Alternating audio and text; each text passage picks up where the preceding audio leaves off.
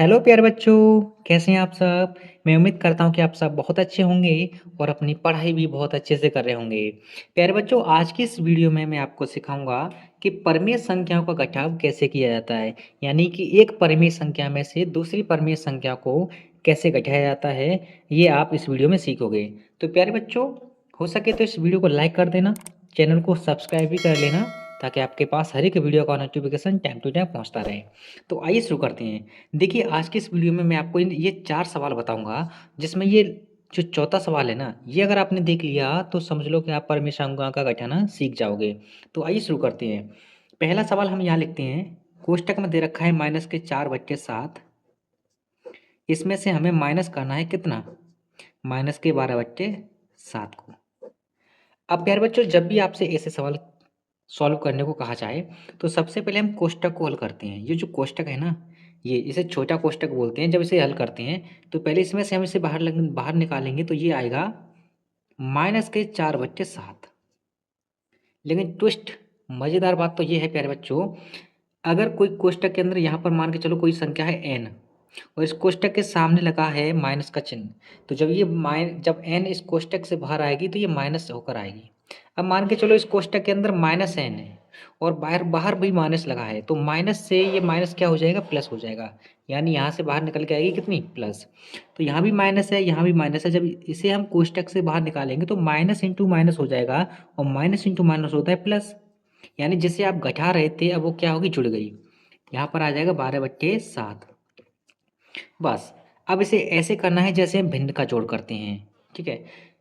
यहाँ आप देख रहे होंगे कि यहाँ भी हर कितना है? 7। यहाँ भी हर कितना है? 7। यहाँ अंश है -4, यहाँ अंश है +12। जब हर समान होते हैं तो क्या होता है? जब हर समान होते हैं तो एलसीएम हमारा वही रहता है, 7।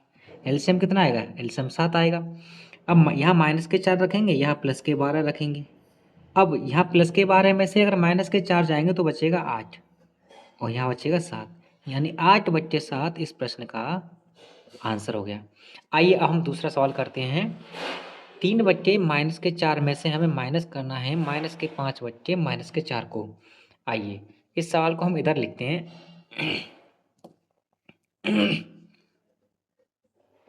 सवाल नंबर दूसरा है, 3/-4 कोष्टक में, इसमें से हमें माइनस करना है -5/-4 को।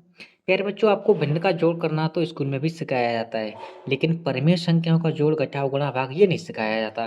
बहुत ही कम जगह होती है जहाँ सिखाया जाता है, लेकिन आप यहाँ ज़रूर सीखोगे। तो यहाँ क्या करेंगे? सबसे पहले हम कोष्टक को हल करेंगे। ठीक है। कोष्टक से बाहर निकालो इन संख्याओं को। तो यहाँ से देखो, मैंने एक चीज़ बताई थी आपको, अगर ये कोष्टक में a/b लिखा है और b पर माइनस चिन्ह लगा है, तो हर हम कभी भी माइनस नहीं रखते। हर को कभी भी नेगेटिव नहीं रखते। नेगेटिव यानी माइनस का नहीं रखते हैं। इसलिए इसको हम पॉजिटिव बनाते हैं। क्या बनाते हैं? इसे पॉजिटिव रखते हैं, या पॉजिटिव यानी प्लस का बनाते हैं। अब प्लस का बनाने के लिए हमें क्या करना है कि अंश और हर में -1 से गुणा करनी है। इससे होता ये है कि जो माइनस चिन्ह है ना, ये नीचे से ऊपर चला जाता है। यानी इसे हम ऐसे लिख सकते हैं, -3/4। अब देखो, यहाँ भी माइनस, यहाँ भी माइनस, माइनस से माइनस कैंसिल हो जाएगा। वैसे माइनस से माइनस कैंसिल नहीं होता है प्यारे बच्चों, ऐसा गणित में कोई लॉजिक नहीं है कि माइनस से माइनस कैंसिल कर दो।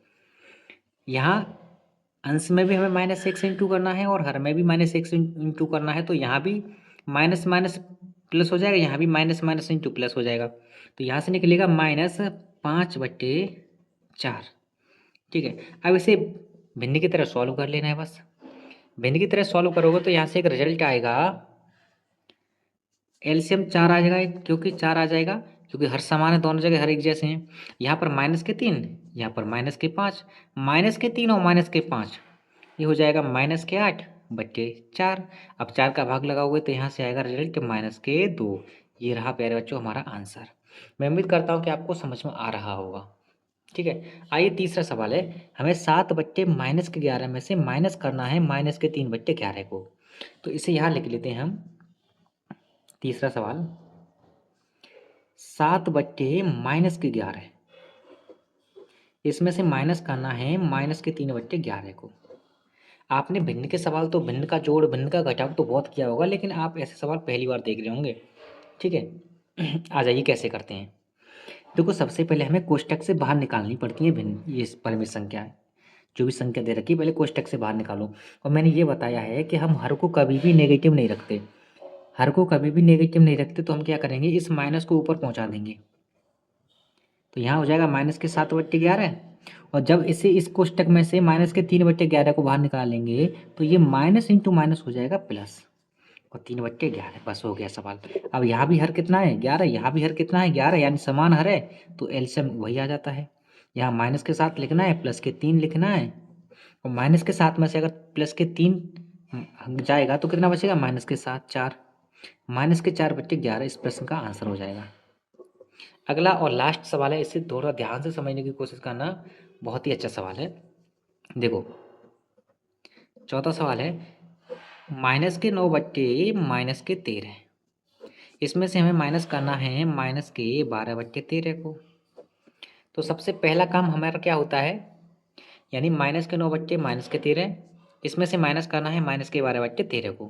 पहला काम हमारा होता है कि इन्हें कोष्टक से बाहर निकालो। जब इसे कोष्टक से बाहर निकालेंगे तो यहाँ से आएगा -9/-12, तो यहाँ से आएगा -9/-12 माइनस। अब इसे कोष्टक से बाहर निकालोगे तो यहाँ माइनस भी, यहाँ माइनस, माइनस इंटू माइनस हो जाएगा प्लस, यानी 12/13। अब देखो यहाँ माइनस है, यहाँ माइनस है, और हमें हर को माइनस रखना नहीं होता। देखो अगर ऊपर भी माइनस है और नीचे भी माइनस है तो हम क्या करते हैं कि अंश, हम हर को माइनस नहीं रखते, हर को कभी भी नेगेटिव नहीं रखते, इसलिए अंश में भी 1 से गुणा कर देंगे और हर में भी 1 से गुणा कर देंगे। -1 से, यहाँ भी -1 से गुणा, यहाँ भी -1 से गुणा। अब ये माइनस इंटू माइनस प्लस, ये माइनस इंटू माइनस प्लस, तो यहाँ से ये निकल के आता है 9/13 प्लस 12/13। अब हर दोनों जगह समान है तो एलसीएम कितना आ जाएगा 13। जब एलसीएम 13 आ गया तो अंशों को जोड़ देते हैं, यानी 9 + 12, यहाँ 9 यहाँ +12, 9 और 12 होता है 21, तो 21/13 इस प्रश्न का आंसर हो जाएगा। मैं उम्मीद करता हूँ प्यारे बच्चों आपको परिमित संख्या का घटाव समझ में आ गया होगा। तो चलिए प्यारे बच्चों मिलते हैं एक और ऐसे ही क्लास में।